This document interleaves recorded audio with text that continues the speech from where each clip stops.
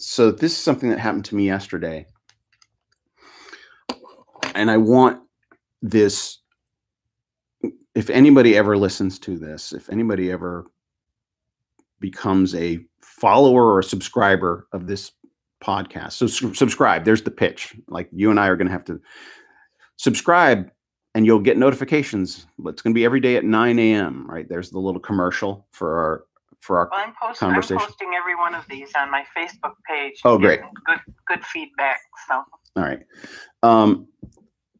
I want people to take away from this hope, especially in a time like this. Some people, their lives didn't change much when this happened. And I think you and I are a perfect contrast. Your life didn't change much at all. You've been retired for years now, and you're comfortable in your self-sequestration. yes. Whereas me, I can't pay my rent next month, and my kids, et cetera, their music lessons stopped, and their sporting events stopped, and some people's lives have dramatically changed, and worse, some people were just launching a business, or just about to get married, or just about to move, or just about and some people are trapped in relationships or environments that is like the worst case scenario for them. And so in talking about hope, I don't want to overlook those who are in desperate circumstances, like severe circumstances. If anybody who's out there who might happen to come across this video, if you're trapped, there's hope. There are people who will help you. Find a charitable organization that's giving out food and ask them for help. Like, if you are stuck with someone that you don't want to be with, that you don't want to be around, that is oppressing you or manipulating you, there is hope. There is a way out. There are churches, there are even non-affiliated non-religious groups, there are charities, there are people out there who will help you, especially in this time. And the reason I'm bringing all this up is yesterday I was out. I tried to take a daily walk, and it's getting a little crazy because you can't even walk down the sidewalk anymore. Like, you're not supposed to be within 6 feet of other people, and sidewalks are not 6 feet wide, most of them. And so you look ahead and see somebody coming, and you step out into the street, or they step out into the street, or whatever. And so I was out walking yesterday, and there was a couple coming toward me, and I stepped out into the street, and I went around this car as they walked past on the sidewalk, and I just glanced over as they were passing, and the woman, the girl, they might have been in their 20s. I caught her gaze, and she was staring straight at me, like her eyes were like piercing, and she passed, and I walked along for half a block thinking about what I saw in her eyes, and that's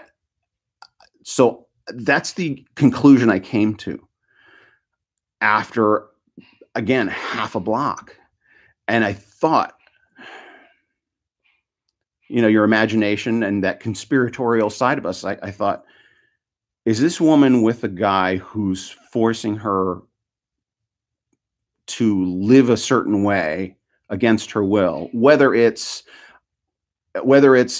he's just ignoring all the cautions to shelter in place, but I can't speak up because that's not our relationship. There's plenty of relationships like that where there's an oppressive lead role in the relationship.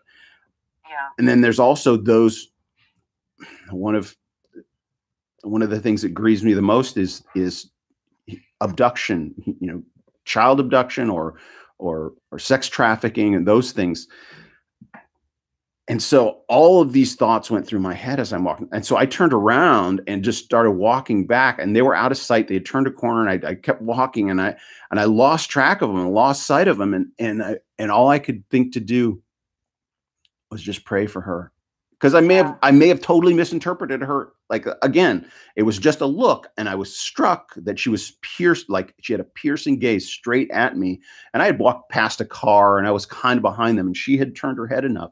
And so I just offered a prayer that she would, if she was in some kind of felt trapped, that God would guide her. Like her gaze was almost a cry for help. Well, that's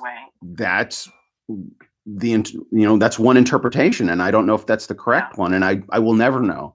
But it made me think that there are a lot of people that this crisis has trapped them in circumstances. Some people may have been just trying to break up with their significant other, and now they're trapped in an apartment with them. Yeah. So think about children. Right. So just because your life hasn't changed much, and mine's changed dramatically, some people's lives have changed in a very, very, very bad way. And we should be focused on those people rather than, am I going to get a paycheck next month? You know what? The government's trying to help with that. There are other people that have worse circumstances. So, oh, yes. There's hope, though. We're going to come out of this, and like I'd say at least, well, I don't want to put time frames on this because nobody really knows. There's the optimistic time frame is a couple months. The pessimistic time frame is 2 years. But at the very least, our economy has taken a huge hit that won't be like, as far as going back to normal and going out to movies and stuff, that's like the 3 months to 2 years prognosis. But as far as the economy itself, I don't know how long it'll take to recover. It could get really, really bad for a long time, or it could get bad for a couple of years and then just grow like crazy, which it will. Like, well, I won't beat that horse. America will rise above every adversity.